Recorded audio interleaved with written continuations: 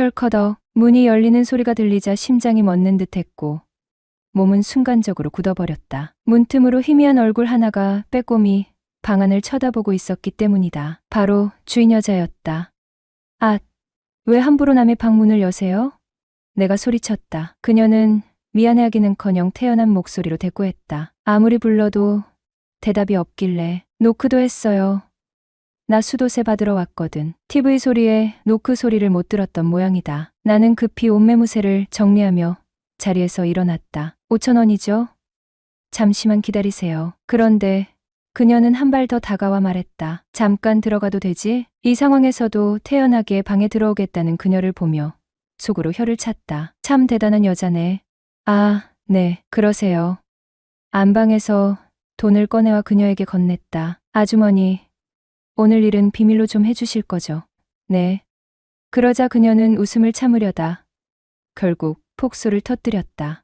으이그, 이게 무슨 개쪽이야. 민망해서 투덜거리자 그녀가 팔짱을 끼며 장난스러운 표정으로 말했다. 걱정 마요. 소문 안 낼 테니. 하지만 자주 그러는 건 몸에 좋지 않아.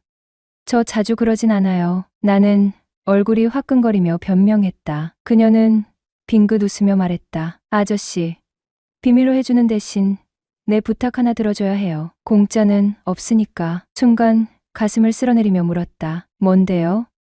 요즘 어깨가 아파 병원 다니는데 지금도 좀 뻐근해요. 잠깐 두드려 줄래요?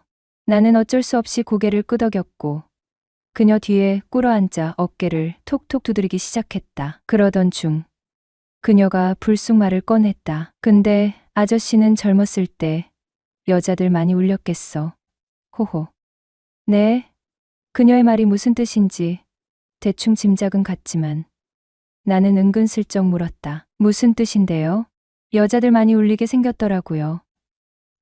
나 이만 가볼게. 그녀는 그렇게 떠났고 그날 이후로 우린 서로를 남녀로서 조금씩 의식하기 시작했다. 하루는 감기 몸살에 걸려 몸이 추워서 떨리고 머리까지 아파 꼼짝없이 누워만 있어야 했다. 몸이 아프니까 누군가 옆에 있었으면 좋겠단 생각이 들었다. 그때였다. 대낮에 내 방 TV 소리를 듣고 주인 여자가 찾아왔다. 아저씨, 안에 계셔. 난 대답할 기운조차 없었다. 똑똑똑. 이번엔 노크 소리가 들려왔다. 아저씨, 안에 계시냐고요. 내가 자기 서방도 아닌데 왜 이렇게 불러대는지. 아무튼 그녀 목소리는 마치 천사처럼 들려왔다. 네, 저 여기 있어요. 간신히 대답을 하였지만 그녀가 듣지 못했나 보다. 어머, 문이 열려 있었네. 하며 그녀가 방문을 열었다. 그녀가 방문을 열고 얼굴을 보더니 아저씨, 어디 아파요? 하며 방 안으로 들어오는데 그 모습이 어찌나 사랑스러워 보이던지 순간 눈물이 나올 뻔했다. 그녀는 다짜고짜 내 이마에 손을 올렸다. 어머, 열이 펄펄 끝내 이러다 큰일 치르겠구먼. 그 정도까진 아니에요. 한숨 자고 일어나면 괜찮아지겠죠 뭐. 그냥 두면 안 되겠어. 내가 약 지어올게. 지금 어떻게 아파요? 자고 일어나면 괜찮아질 거라니깐요. 어떻게 아프냐니까. 그냥 온몸이 떨리고 머리가 아프고 목구멍도 좀 칼칼하고 그래요. 그럼 잠시만 누워있어. 내가 바로 약 지어 올 테니까. 그녀는 약 사러 나가기 전에 수건에 물을 적셔 이마에 올려주고 가는 배려도 잊지 않았다. 아파 도와줄 수 있는 사람이 주인 여자라니. 순간 많은 생각이 스치고 지나갔다. 잠시 후 그녀가 약국에서 몸살약을 사왔다. 아저씨, 약을 식후에 먹으라고 했거든요. 식사는 하셨어요? 아니요, 밥이 안 넘어가요. 그럼 잠시만 기다려봐요. 그녀가 주방으로 갔다. 밥을 죽으로 만들어 왔다. 자, 일어나 봐요. 빨리 한술 뜨고 약 먹어야죠.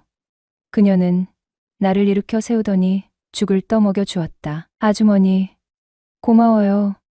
안 고마워해도 되니깐 빨리 몸이나 회복하셔. 근데 저한테 왜 이리 잘해주세요? 아저씨도 나중에 갚으면 되지. 세상에 공짜는 없으니깐.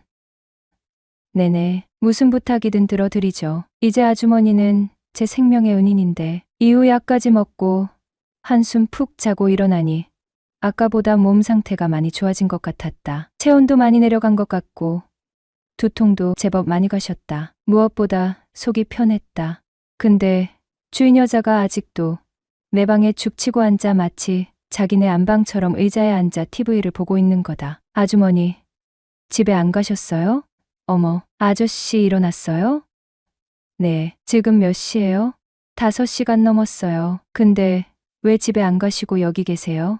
집에 갔다 왔지. 집에 가서 점심 먹고 쉬고 있는데 혼자 있는 아저씨가 걱정이 돼 다시 왔어. 그녀는 내 곁에 다가오더니 자연스럽게 이마에 손을 댔다.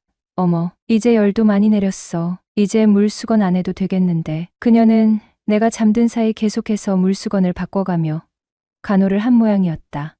그리고 그녀는 저녁까지 챙겨주었다. 아주머니, 이제 집에 가세요. 저 이제 혼자 있어도 되거든요. 무슨 소리야. 혼자 있다 안 좋은 일 생기면 어떡해. 아주머니, 저도 남자예요? 누가 뭐래? 꺼림칙하지 않으세요? 뭐가? 둘이서 같이 밤을 지새는 거? 네. 호호. 아픈 사람 안 덮칠 테니까 염려 말고 주무셔. 나는 어이가 없어 웃고 그녀는 민망하다는 듯 웃었다. 이러는 거 아저씨가 알면 어떡하려고 그래요. 오해 사기 쉬운데. 상관없어. 우리 이혼할 거니깐. 그래서 말인데 나 여기서 자고 가면 안 될까? 그녀의 당돌한 농담에 나도 모르게 웃음이 터졌다. 그녀는 분명 이혼하겠다고 말했어요. 그리고 어느 날 예상치 못한 고백을 내게 건넸죠. 나 정태 아저씨 좋아하는 것 같아. 그 순간 우리 사이의 거리감이 단숨에 사라졌습니다. 사실 그녀가 나를 정성껏 병간호해 줄 때부터 이미 마음속에서 다짐하고 있었어요. 이런 여자라면 정말 놓치고 싶지 않다. 남주기 아깝다. 내가 가지고 싶다. 그런 생각이 계속 맴돌았으니까요. 그런데 그녀가 먼저 마음을 표현해 주니 모든 게 한순간에 분명해졌습니다. 도망치거나 망설일 이유가 없었죠. 그녀의 용기 있는 한마디에 나는 기꺼이 마음을 내어줄 수밖에 없었어요.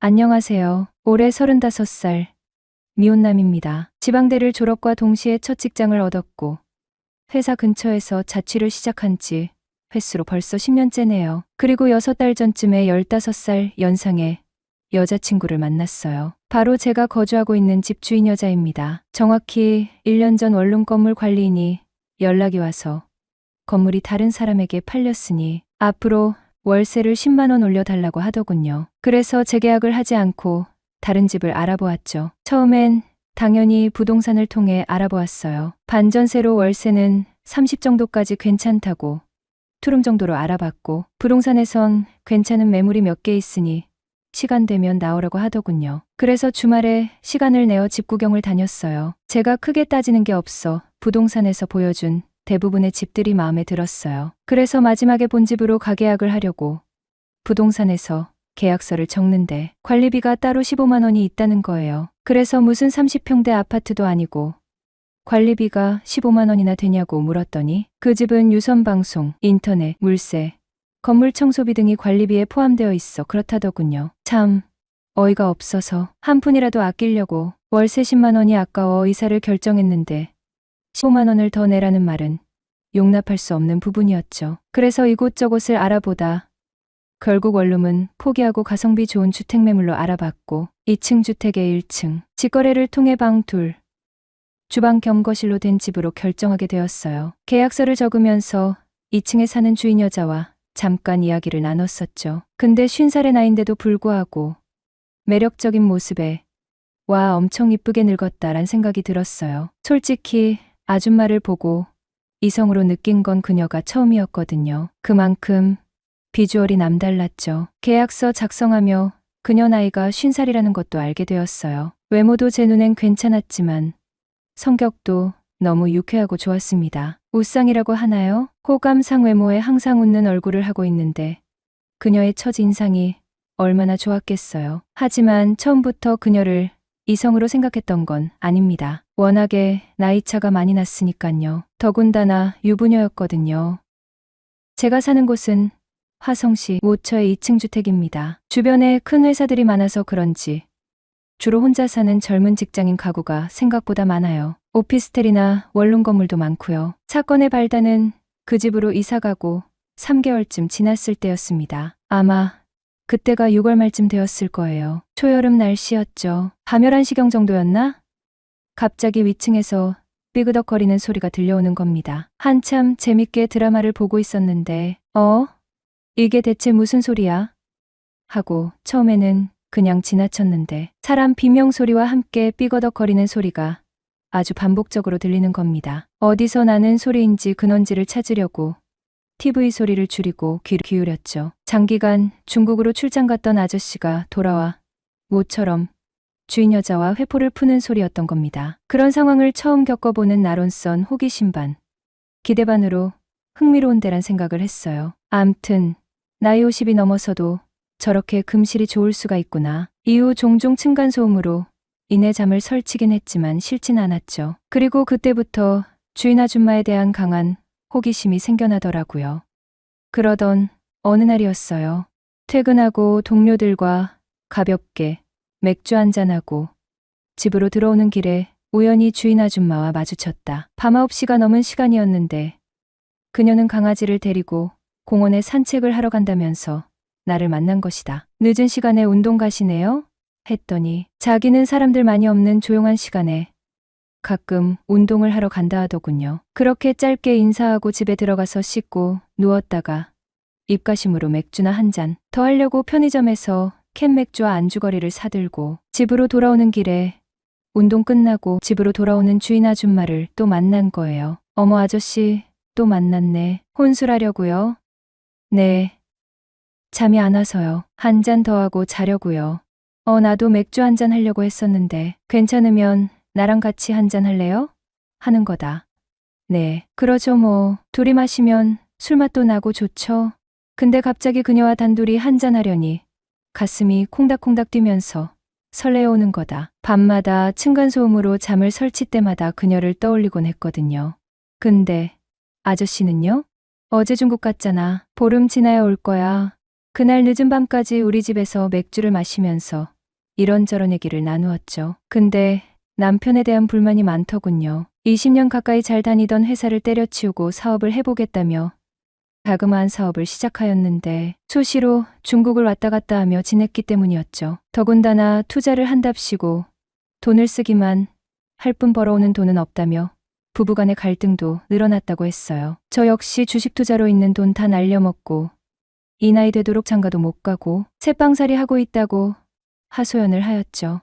나 근데 총각이랑 술 마시니깐 술도 안 채고 너무 맛있는데 그녀의 뜬금없는 고백이라고 할까? 암튼 그때부터였어요. 그래요? 그럼 앞으로 종종 한 잔씩 해요. 내가 자기를 총각이라 불렀어야 했는데 아저씨라 불러서 기분 안 나빴어? 그런 걸로는 별로 신경 안 써요. 그럼 다행이고 그나저나 총각은 어때? 나랑 단둘이 술 마시는 거.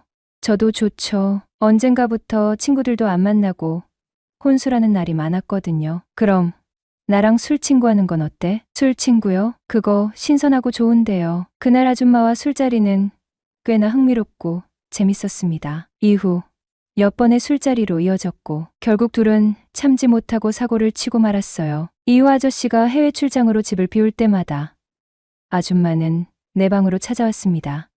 벌써 1년이 넘어가네요. 근데 그녀가 이혼하면 나랑 살고 싶다는 거예요. 며칠 전 그녀가 우리 집으로 찾아와 남편과 이혼하기로 결론을 내렸다며 이혼하고 나서 나랑 살고 싶다고 하더군요. 그동안 남편과 진지하게 이혼 이야기가 오고 갔고 재산 분할하게 되면 지금 살고 있는 집은 아줌마한테 주기로 했다면서 이혼하게 되면 자기랑 2층에서 저랑 함께 살고 싶다는 겁니다. 그런데 살아오면서 이런 고민을 한 번도 해본 적이 없었는데 아줌마의 제안을 듣고 문득 이런 생각이 자꾸 듭니다. 제가 10년 정도 일해서 모은 돈이 고작 2,500만 원입니다. 대부분 주식이나 코인 투자로 날려먹고 말았죠. 현재 반전세로 살고 있는데 보증금 2천만 원 제외하고 현금 500만 원이 저희 전 재산이에요. 부모님 두 분 다 계신데 집안 형편이 별로 좋지 않아 도와줄 형편도 아니고요. 그래서 너무 고민이 되는 거예요. 30 중반 나이에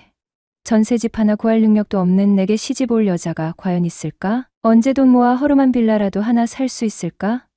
아무리 계산기를 두드려봐도 답이 없는 겁니다. 그럴 바엔 남은 인생 주인 아줌마와 함께 하는 것도 괜찮지 않을까? 비록 나이 차는 많이 나지만 다른 조건들은 저한테 너무 잘 맞잖아요. 더군다나 궁합도 잘 맞고, 그리고 아줌마가 저한테 머리부터 발끝까지 전적으로 맞춰주거든요. 저를 아주 끔찍히 아낍니다. 그녀가 경제적으로 여유로워 놓치기 싫다는 게 솔직한 심정이긴 합니다. 하지만 그녀와 동거를 시작하게 된다면 제 인생에 한창 좋을 때를 그녀와 보내야 할 테고, 어쩌면 그녀와 평생 살아야 할지도 모르죠.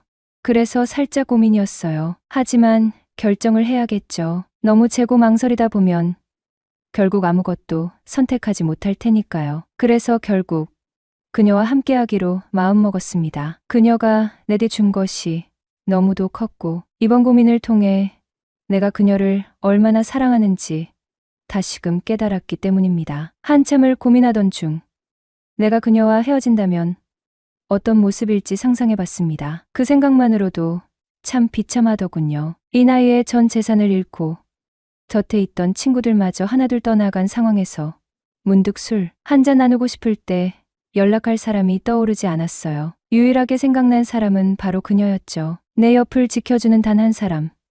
나의 여인 옥순이었습니다. 옥순아, 내가 내 곁에 있어줘서 정말 고마워. 그리고 정말 사랑해. 우리 앞으로 오래도록 함께 행복하자. 모든 위대한 사랑은 희생을 동반한다.